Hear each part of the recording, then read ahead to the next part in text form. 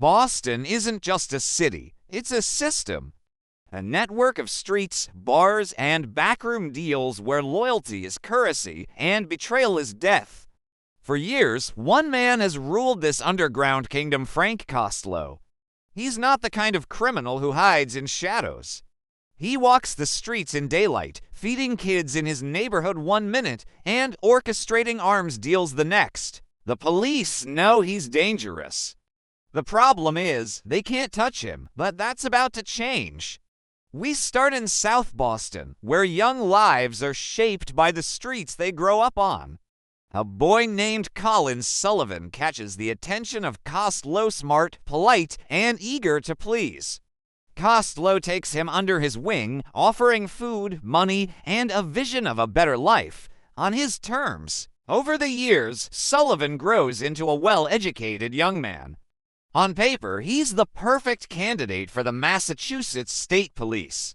But in reality, he's Costello's long-term investment, his inside man. Meanwhile, another young man, Billy Costigan, is taking a very different path. Billy also comes from a tough background, but instead of being groomed by criminals, he's determined to wear a badge. He graduates the police academy, sharp-minded and physically capable, ready to serve. But the brass see something in him, something they can use. His family name has connections to organized crime. To the underworld, he won't look like a cop.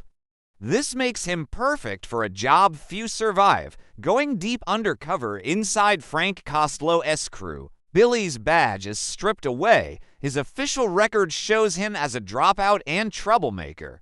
He is cut off from everyone except two people, Captain Queenan and Sergeant Dignam, the only ones who know he is still on the force. The mission is simple in words, impossible in reality. Get close to Costello, gather evidence, and stay alive. Billy starts small, working in low-level criminal circles, proving his worth. He takes hits, runs errands, and slowly earns the trust of Costello's men. Meanwhile, Sullivan, freshly placed in the Special Investigations Unit, is rising fast. He's charming, confident, and seems born for the job.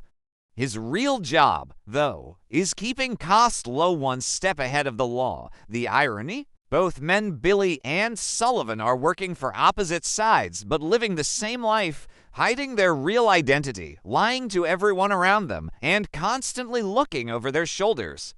Billy risks being exposed to violent criminals.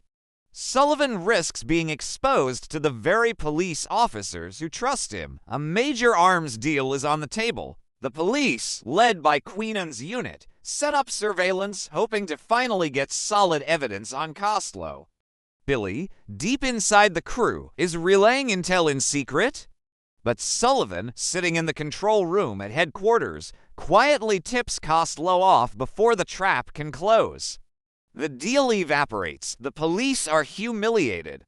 Costello walks free again. This is when both sides realize the truth. There's a mole.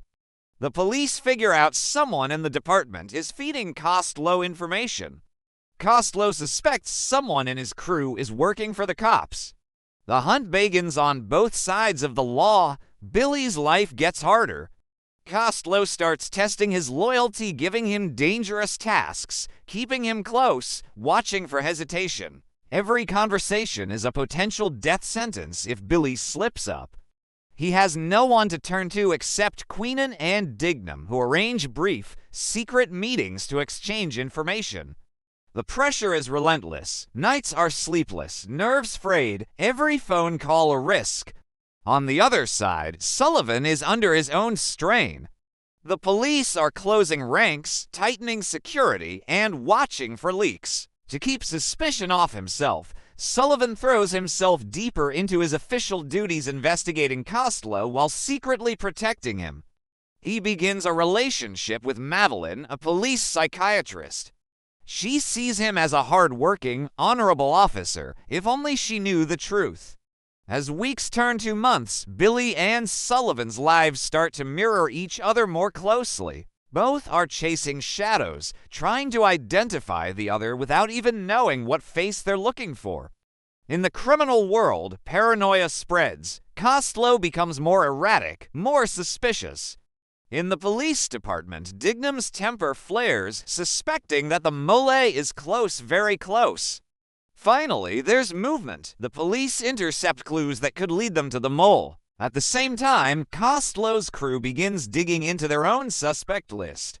One night, during a tense exchange of information, Billy learns something that shakes him. Costello may not just be a criminal kingpin, he may also be feeding information to someone even higher up, playing multiple sides for his own survival. From here, events accelerate. Billy is ordered into increasingly dangerous operations. Sullivan, desperate to protect himself, manipulates police assignments to cover his tracks. And then, fate begins steering them toward the same intersection, one where truth and lies will collide. Both men are circling each other, unaware that they've been dancing around the same truth all along. Every phone call, every meeting, every glance across a crowded room could be the moment the other realizes, "You're the one I've been hunting." Soon, that moment will come, and when it does, there will be no turning back.